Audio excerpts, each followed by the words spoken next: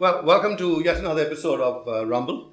Today I have a guest who's a doctor, if you want to call her that. Some people might just say loony doctor, but she's actually a psychologist, and they're a very rare breed. In fact, you should hope that you never see them, professionally. You can meet them, have them as good friends, but my guest today is Minnie Rao, and she's a practicing psychologist, so she's got lots of stories in her head about all the crazy stuff that you hear. So welcome to the show, Minnie. Yeah, thank you. Okay, why don't you just tell us what exactly does a psychologist do? Is it like the books, they listen all to people talking, rambling? Oh, not at all. It's so completely different. Basically, a psychologist is someone who actually helps people solve their mental health issues, right? Okay. Mental dysfunction and disorders. So these are something easily apparent to you when they walk in, they say, hey, this guy needs help, or only as they unburden themselves? Actually, they themselves know that they are mentally disturbed. No? They do? Yeah, of course they do. Then why else would they come to me? Well, it's like a drunk. A drunk will never admit to being drunk. He'll just say, no, I'm perfectly okay. So I don't know whether a man with a problem will be able to understand it. No, in general, see, the older days, people, even if they had problems, they never used to come, right? Because there was a stigma attached to seeing a psychologist. Yes. Okay? That doesn't exist anymore, actually. Okay. Okay? A lot of people are becoming more aware of what they're going through, and they actually want to come and seek help. Is it because they've come to know that there is help like this is available as compared to the old days where they didn't exist? Yeah, actually, that's actually a very good point. See, I make myself very open, like on Facebook, I have a page. Okay. I let people know what I do. Okay. So people actually know, there is help out there. There is someone who deals with all this. How do they even recognize that they have a problem? See, when you actually feel terribly low, I mean, you're not like the rest of everybody else, right? Okay? Totally low, you don't feel like eating properly, you don't sleep well.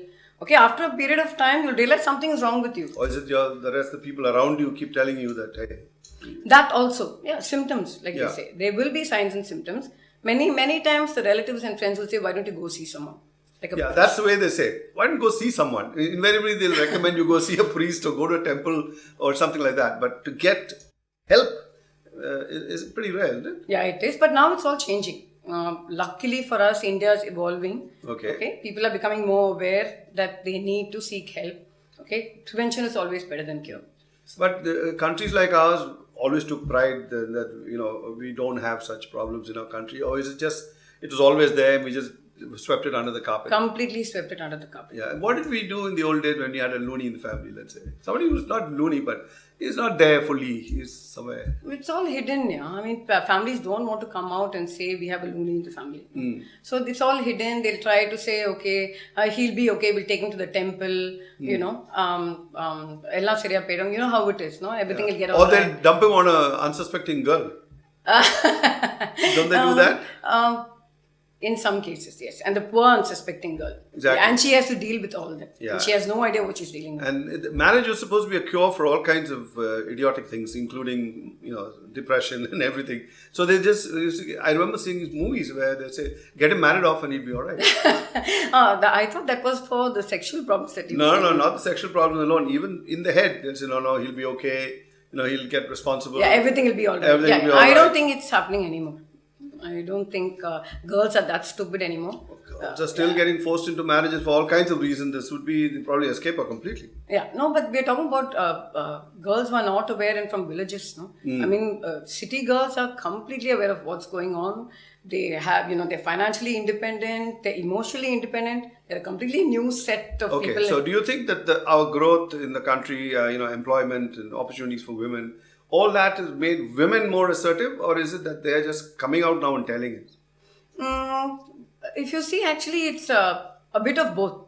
Okay. Those times there weren't that many opportunities for women. Now there are ample opportunities. Also, the fact that women are coming out more. They want their financial independence. Yes. So they come out. So they're not willing to hang on with a husband who's abusive or whatever is giving them problems. Yeah, some of them are, but I'm there to guide some of them not to put up with abuse. So what's the normal kind of, I wouldn't say normal patient, but what are the normal things that in a city like Madras, a South Indian conservative society, what kind of problems do they come with? Most of the time it's suicide attempts because of parental expectations. Okay, the main thing is the child wanting to do some other degree. parents forcing this whole engineering doctor degree onto them. Okay. Okay, child is completely shattered because the parents have actually done so much for them financially, emotionally. Yeah. Okay, so they have to, Listen. live up to the expectations. Okay. On the other hand, they're completely disinterested. All right. Okay, and they don't have the aptitude also. Yeah. But You can't that's force- enough to tip these kids over into suicide? Absolutely. Something like this? No, why can't it? Okay, you're not pleasing your parents, you're not pleasing yourself. What do you have to live for? Yeah. Okay. They don't have the guts to stand up to their parents. See, now they're coming to me. I act as the mediator. Okay, so I speak to the parents. I say, don't force your kids. I mean, it's one life. Let them do what they want. I mean, what's the point of paying such a high capitation fee, pushing your son to do engineering when he has zero aptitude? It's amazing how often I'm hearing this from people. I mean, all sorts of people I've been talking to, they've been saying how they get depressed because the boy is not looking happy at home, and then they find out that this is the problem, and they said, you could have told this much earlier and we wouldn't have pushed you to something you didn't like. That's what parents say all the time, but they still do, right? Yeah. They continue to do so. Okay. So folks, just a little brief intro into the kind of stuff that she does. When we come back, we'll try and find out what is this whole story about depression. I mean, it's a word that's just flying everywhere. So when we come back, we'll talk about depression.